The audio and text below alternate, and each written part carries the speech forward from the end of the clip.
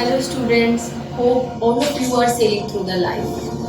तो कुछ दिनों से कुछ स्टूडेंट्स के कॉल आ रहे हैं कि मैम आप इस पर्टिकुलर टॉपिक पे वीडियो बना के हमारे साथ शेयर कीजिए, कुछ और डिफरेंट टॉपिक्स के ऊपर वीडियो बनाइए। तो आज मैं जो अपनी रूटीन में से हमारा जो टॉपिक चल रहा है कार्बोहाइड्रेट, जिसमें मैंने मोनोसेकेराइड डिस्कस किया है, डाइसेकेराइड डिस्कस किया है और आगे मैंने डिस्कस करना था पॉलीसेकेराइड, वो अब मैं किसी और पार्ट में डिस्कस करूंगी और मे बी इससे अगली वीडियो में पॉलीसेकेराइड डिस्कस करेंगे। फिलहाल के लिए आज जो बच्चों ने मुझे कहा है, ज़्यादा स्टूडेंट्स ने फ़ोन किए हैं, तो वो टॉपिक है डेरिवेशन है एक, दैट इज़ द मैक्लिस-मेंटन इक्वेशन। तो आज हम वही सॉल्व करेंगे।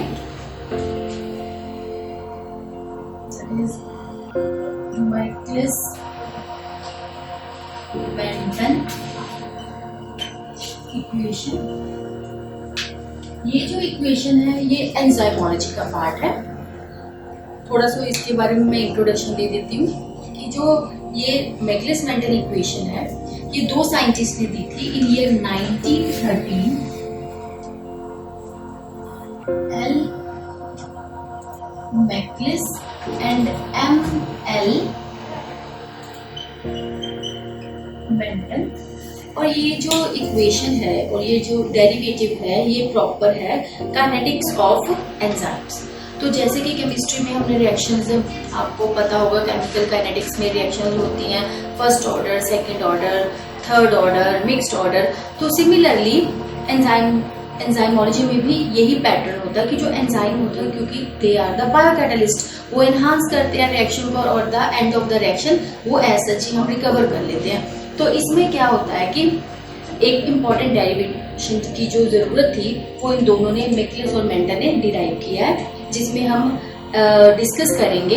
इन्होंने क्या किया है कि इन्होंने कि एंजाइम लिया है और एंजाइम को सिंगल सबस्ट्रेट के साथ रिएक्ट किया है और उसकी वेलोसिटी और उसकी काइनेटिक्स को स्टडी किया है। तो इसलिए मैं ग्राफ भी छोटा सा ड्रॉ कर देती हूँ। एक्स एक्सिस पे उन्होंने लिया है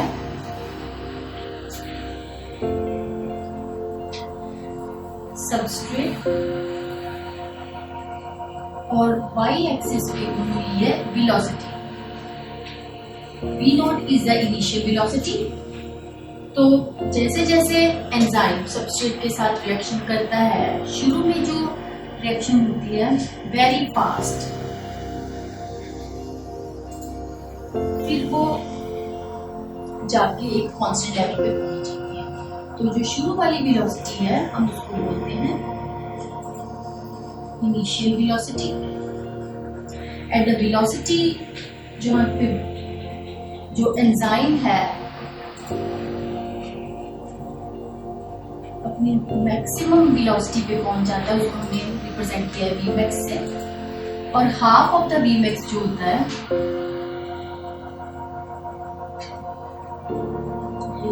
उसको बोलते हैं Km। ये जो आगे चल के हम इसको डिस्कस करेंगे, दिस इज द S। तो ये जो मैक्लिस-मेंटन इक्वेशन है, this is a relationship between the initial velocity, substrate concentration और जो है मैक्सिमम वेलोसिटी। इन तीनों का रिलेशनशिप हम डिराइव करेंगे। तो इसके लिए हम एक रिएक्शन कंसीडर करते हैं। For example, enzyme E combine with substrate and form complex EX, और इसका जो फॉरवर्ड जाने का रेट कांस्टेंट है दैट इज K+1 और बैकवर्ड का है K-1। ये कॉम्प्लेक्स बनना जरूरी है, that is the transition state. और सेकेंड स्टेप में ES जो है undergoes breakdown and form enzyme and product। इसका जो फॉरवर्ड जाने का रेट कांस्टेंट है दैट इज K+2 और वापस आने का K-2। अब इसको सॉल्व करेंगे। तो इससे पहले कुछ और छोटी छोटी टर्म्स, जो E है उसको बिग ब्रैकेट में लिखते हैं। E is the free enzyme concentration, और हम कह सकते हैं unbound enzyme. ES is the concentration of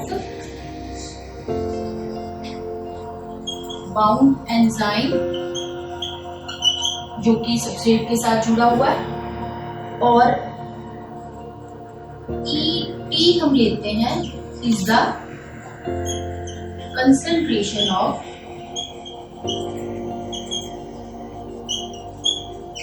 total enzyme. तो इसमें से अगर हमने E की वैल्यू निकालनी है तो हम इसमें थोड़ी सी चेंजेस कर देते हैं। तो देखिए जो इक्वेशन है वो हमारी बन जाएगी E is equal to ET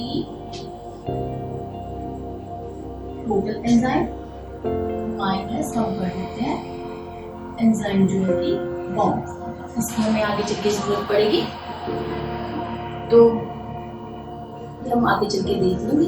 तो हम डिराइव करते हैं मैक्सवेल इक्वेशन। इस इक्वेशन के अकॉर्डिंग हम देखते हैं कि शुरू में जबकि कॉन्सेंट्रेशन ऑफ सबस्ट्रेट बहुत ज़्यादा है, हमने ये कंडीशन लेके ही चलनी है कि शुरू में जबकि सबस्ट्रेट की कंसेंट्रेशन बहुत ज़्यादा है, जो रिएक्शन है that is very fast. So enzyme concentration जो होगी वो पूरे सबस्ट्रेट के साथ जुड़ने की कोशिश करेगी, और जो रिएक्शन है वो बहुत फास्ट होगी, और उस रिएक्शन को हम बोलेंगे फर्स्ट ऑर्डर रिएक्शन।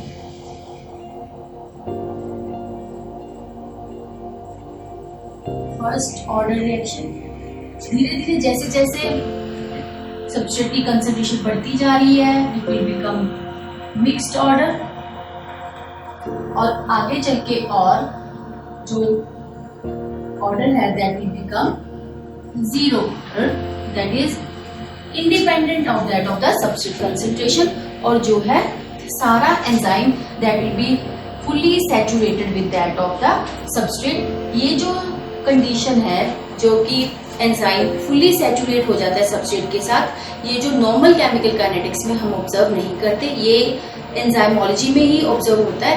ये इस प्रॉपर्टी की वजह से एंजाइम जो है वो नॉर्मल केमिकल काइनेटिक्स से डिफरेंट है कि जब जितना भी हमारे पास एंजाइम अवेलेबल है उसकी सब जगह के ऊपर सबस्ट्रेट जुड़ गया तो जो एंजाइम है वो सैचुरेशन लेवल में पहुंच जाएगा। तो हम देखते हैं जब शुरू में सबस्ट्रेट कंसेंट्रेशन बहुत ज्यादा है और वेलोसिटी जो है that is represented by initial velocity v naught, that is equal to that of the जो रिएक्शन है सारी वो किस पे डिपेंड करेगी, कंसेंट्रेशन ऑफ ES के ऊपर। तो हम इसको लिख सकते हैं v naught is equal to K+2।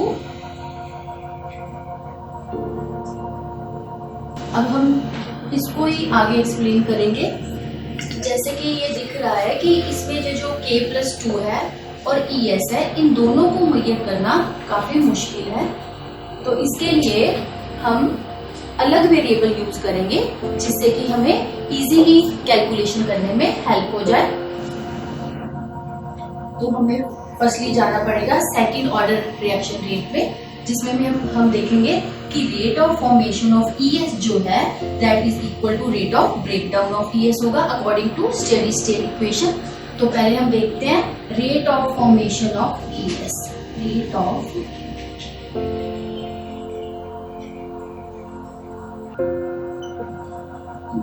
तो अगर हम देखें यहाँ पे ES कहाँ से बन रहा है, that is from the E plus S, उसका रेट कॉन्स्टेंट है K+1, तो दैट इज इक्वल टू ये हो जाएगी K+1 concentration of enzyme and concentration of substrate. ये हो गया।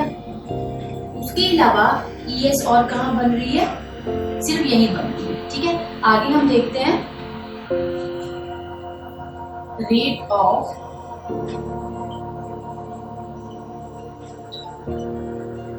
Breakdown of ES। ES यहाँ भी बन रही है क्योंकि E और P जब 2 टूटेंगे तो ये बनेगा ES। लेकिन हमने इस रिएक्शन को कंसीडर नहीं करना, क्योंकि मैंने आपको पहले भी बताया हमने वो कंडीशन ले ली है जब हम इनिशियल वेलोसिटी में है, जब सबस्ट्रेट की कंसेंट्रेशन बहुत ज्यादा है, तो उस केस में P जो है वो अभी 0 है, P बिल्कुल बना ही नहीं है। तो ये जो रिएक्शन है बैकवर्ड आने का तो कोई सवाल ही नहीं उठता, तो इसको हम नहीं यहाँ पे कंसीडर करेंगे। हम सिर्फ ये देखेंगे कि ES बन कहाँ से रहा है, from the E and S concentration, ना कि इसकी ब्रेकडाउन से ES बन रहा है, क्योंकि अभी P तो नहीं बन रहा। तो अब देखते हैं rate of breakdown of ES। तो इसको हम ऐसे भी लिख सकते हैं माइनस DES अपॉन DT। ये माइनस इसलिए क्योंकि इसकी कंसेंट्रेशन कम हो रही है, और इसको हम ऐसे भी लिख सकते हैं rate of formation of ES को DES अपॉन DT। यहाँ पे हमने माइनस का साइन लगाना। तो हम देखते हैं ES जो है वो कहाँ कहाँ ब्रेक हो रही है। तो ES जो ब्रेक हो रही है यहाँ पे और यहाँ पे, तो इसके हम डेरिवेशन बना लेते हैं, दैट इज K-1 यहाँ पे K-1 ES एक यहाँ पे टूटी है, और दूसरा जो ES ब्रेकडाउन जो हुई है this way ES under the rate constant K+2 E+B बना रही है। तो हम यहाँ पे लिखेंगे K+2 ES।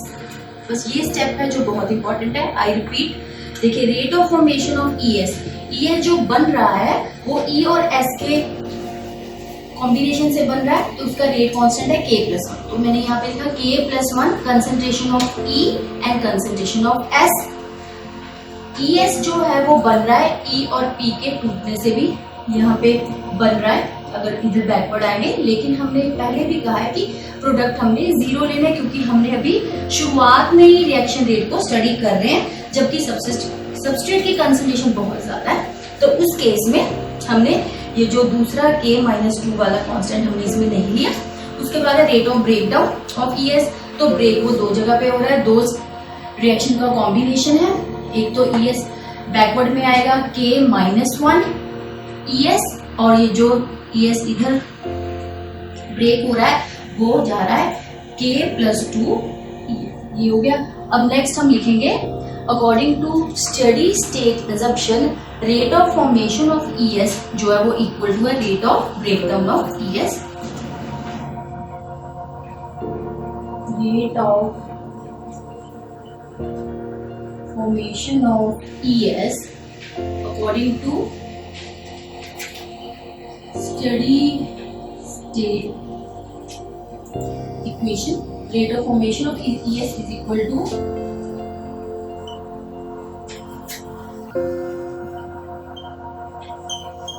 breakdown of ES। तो हम ये दोनों इक्वेशन लिख लेते हैं, K+1 ES that is equal to K-1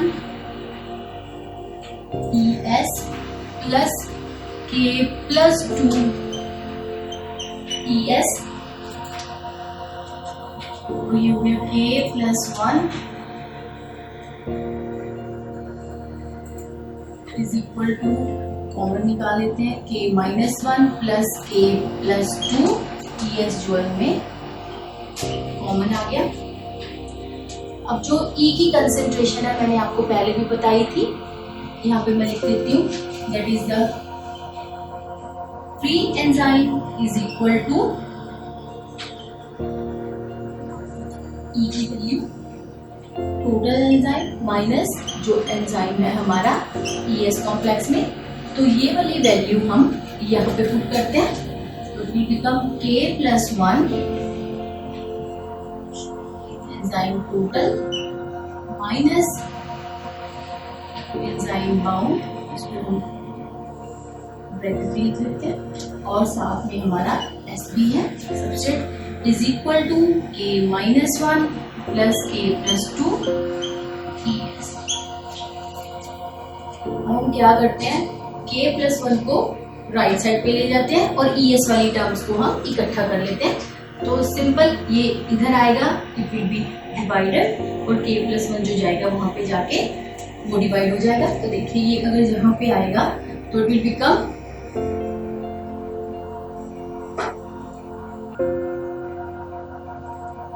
ET minus ES, ये तो इसके साथ, और substrate is equal to K-1 plus K+2, और ये जो K+1 है इधर आ गया, और ES को हम ले आए इधर, तो ये बन गया।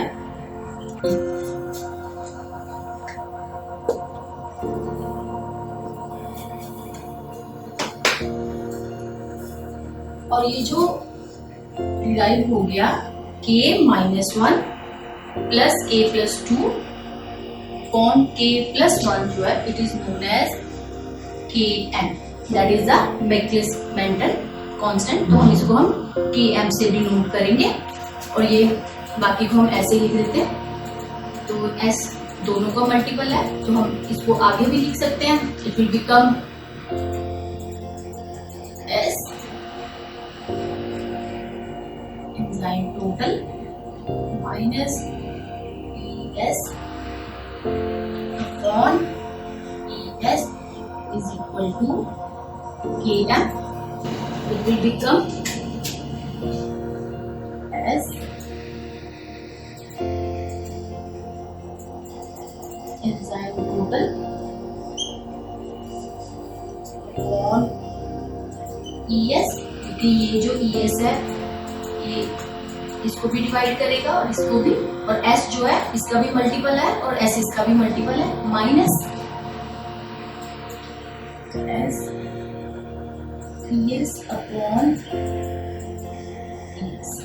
ओके, ये देखिए S जो है दोनों का मल्टीपल है, सो S ET माइनस ES, और ये जो S है ये यहाँ पे भी मल्टीपल होगा अपॉन ES, तो ES दोनों का लिख दिया, is equal to Km।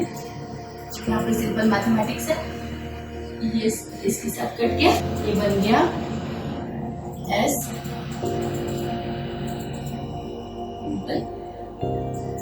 Upon ES minus S is equal to Km, और ये हो गया S enzyme total upon ES is equal to Km plus S।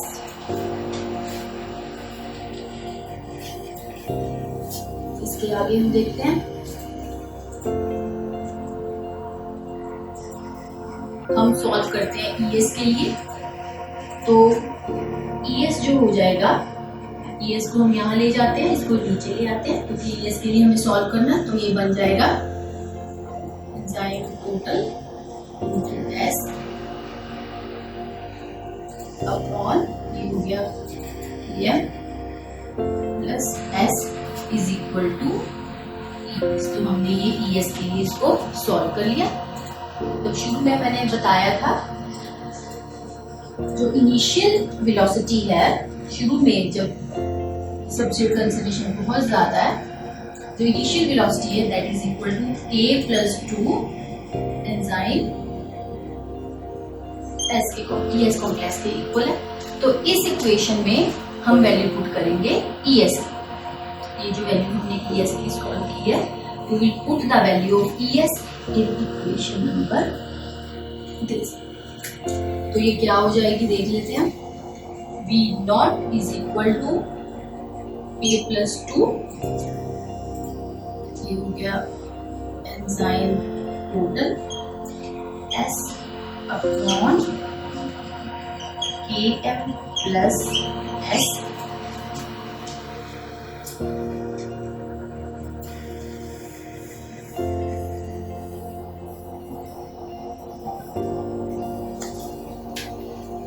और जैसे कि हमें पता ही है कि शुरू में जो है बहुत ज्यादा सबस्ट्रेट कंसंट्रेशन है, और सारा जो हमारा एंजाइम होगा that will be present in the bound form.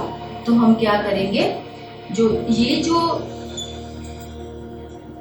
Part है इसको हम थोड़ा सा डिस्कस कर लेते हैं कि जैसे जैसे सैचुरेशन पॉइंट आ जाएगा, जबकि जितना हमारे पास एंजाइम है that will be totally occupied by that of the substrate, तो उस केस में एंजाइम जो सारा टोटल है that will be present in the ES form, और जो हमारी वेलोसिटी होगी वो होगी Vmax के equal.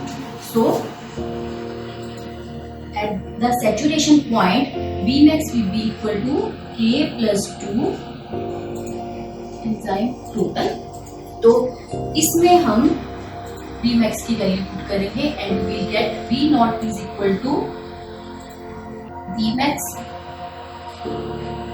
S upon Km plus S। तो ये जो हो गया हमारा, दिस इज द